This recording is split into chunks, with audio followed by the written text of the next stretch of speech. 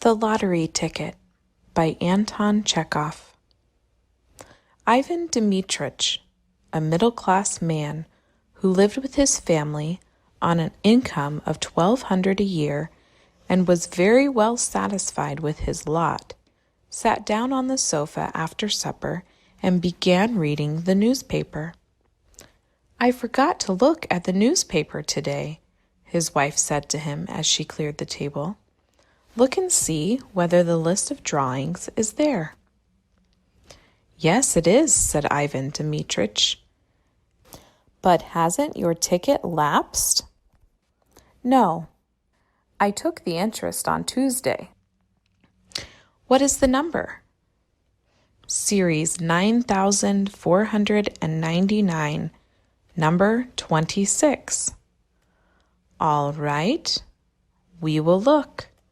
9499 and 26.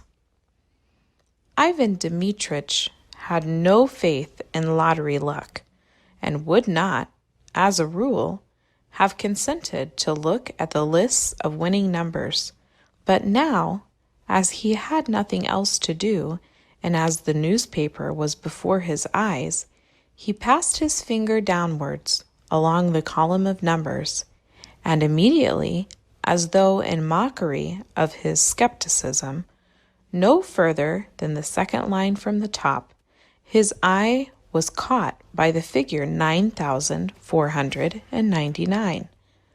Unable to believe his eyes, he hurriedly dropped the paper on his knees without looking to see the number of the ticket, and just as though someone had given him a douse of cold water, he felt an agreeable chill in the pit of the stomach, tingling and terrible and sweet. "Masha, 9499 is there," he said in a hollow voice.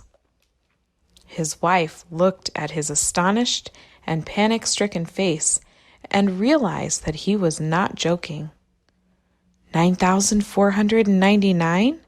She asked, turning pale and dropping the folded tablecloth on the table. Yes, it really is there." "And the number of the ticket?" "Oh, yes, there's the number of the ticket, too. But stay, wait. No, I say. Anyway, the number of our series is there. Anyway, you understand." Looking at his wife, Ivan Dmitritch gave a broad, senseless smile, like a baby when a bright object is shown it. His wife smiled too. It was as pleasant to her as to him that he only mentioned the series. It did not try to find out the number of the winning ticket. To torment and tantalize oneself with hopes of possible fortune is so sweet, so thrilling. "It is our series," said Ivan Dmitritch after a long silence. "So there is a probability that we have won. It's only a probability, but there it is." "Well, now look." "Wait a little. We have plenty of time to be disappointed. It's on the second line from the top. So the prize is 75,000. That's not money, but power, capital. And in a minute, I shall look at the list, and there, 26. Eh? I say, what if we really have won?" The husband and wife began laughing and staring at one another in silence. The possibility of winning bewildered them. They could not have said, could not have dreamed what they both needed that 75,000 for, what they would buy, where they would go. They thought only of the figures 9,499 and 75,000 and pictured them in their imagination, while somehow they could not think of the happiness itself, which was so possible. Ivan Dmitritch, holding the paper in his hand, walked several times from corner to corner, and only when he had recovered from the first impression began dreaming a little. "And if we have won," he said, "why, it will be a new life. It will be a transformation. The ticket is yours, but if it were mine, I should, first of all, of course, spend 25,000 on real property in the shape of an estate, 10,000 on immediate expenses, new furnishing, traveling, paying debts, and so on. The other 40,000 I would put in the bank and get interest on it." "Yes, an estate. That would be nice," said his wife, sitting down and dropping her hands in her lap. "Somewhere in the Tula or the Oriol provinces. In the first place, we shouldn't need a summer villa, and besides, it would always bring in an income." And pictures came crowding on his imagination, each more gracious and poetical than the last. And in all these pictures he saw himself well-fed, serene, healthy, felt warm, even hot. Here, after eating a summer soup, cold as ice, he lay on his back on the burning sand close to a stream or in the garden under a lime tree. It is hot. His little boy and girl are crawling about near him, digging in the sand or catching ladybirds in the grass.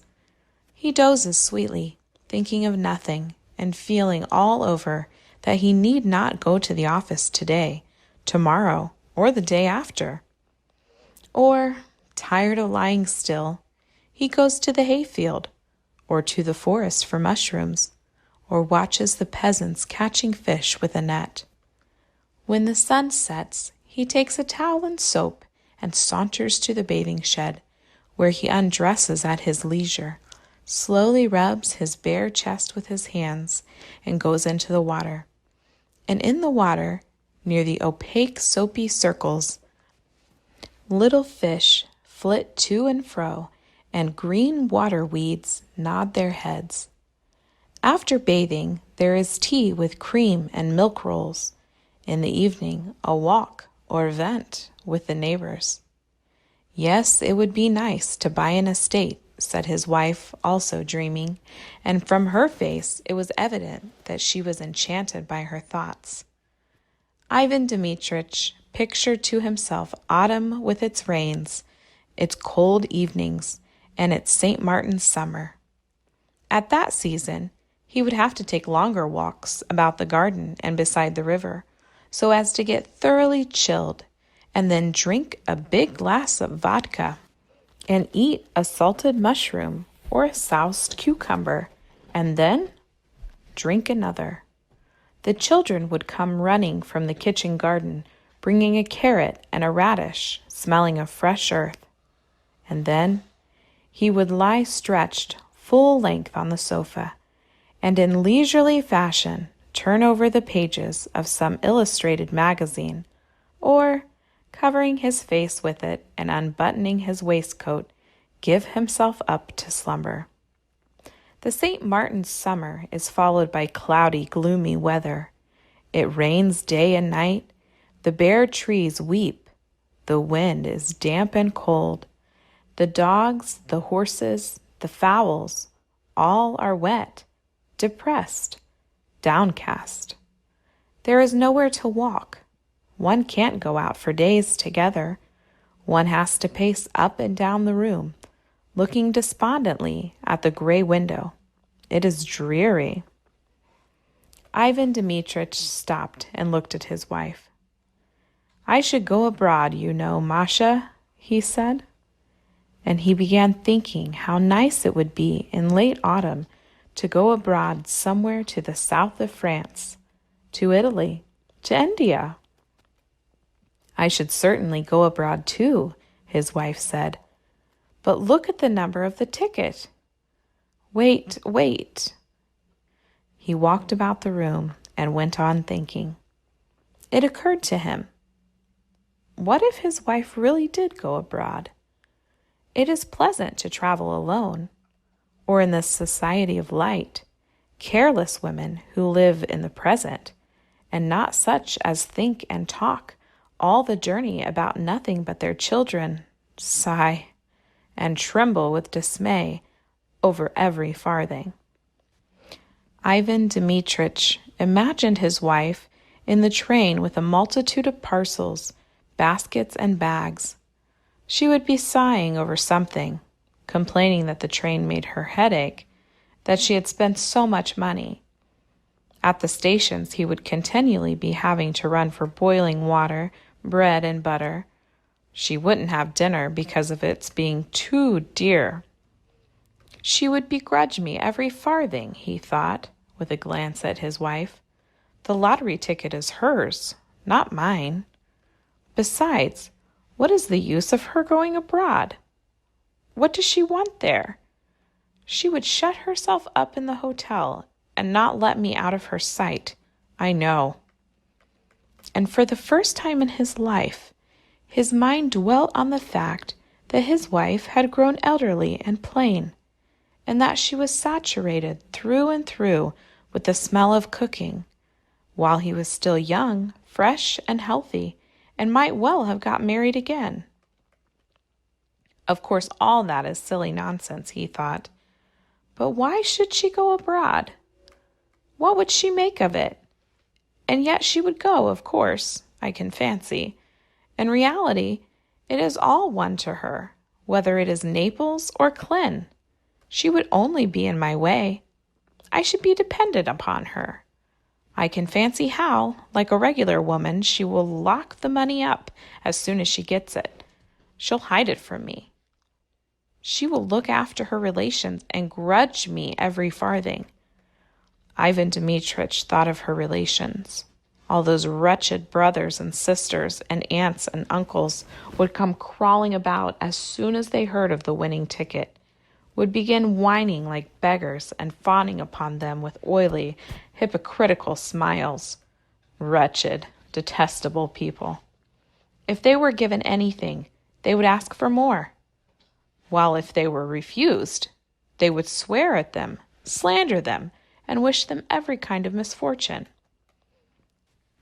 Ivan Dmitritch remembered his own relations, and their faces, at which he had looked impartially in the past, struck him now as repulsive and hateful.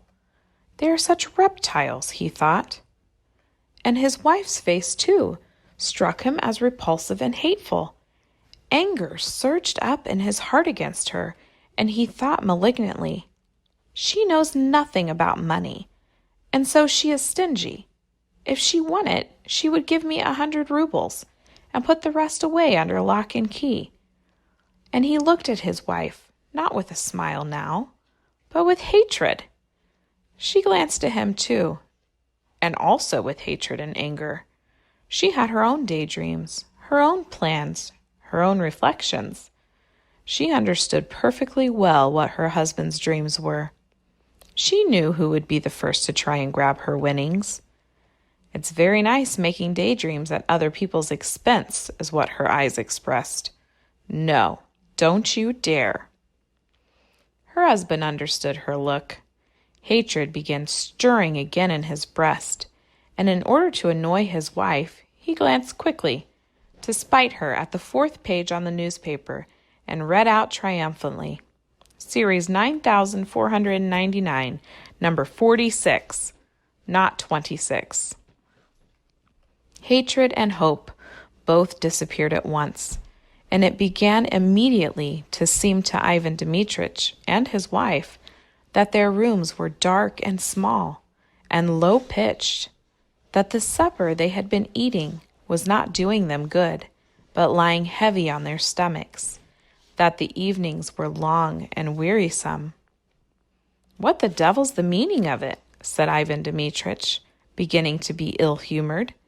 "Wherever one steps, there are bits of paper under one's feet, crumbs, husks. The rooms are never swept. One is simply forced to go out. Damnation take my soul entirely. I shall go and hang myself on the first aspen tree.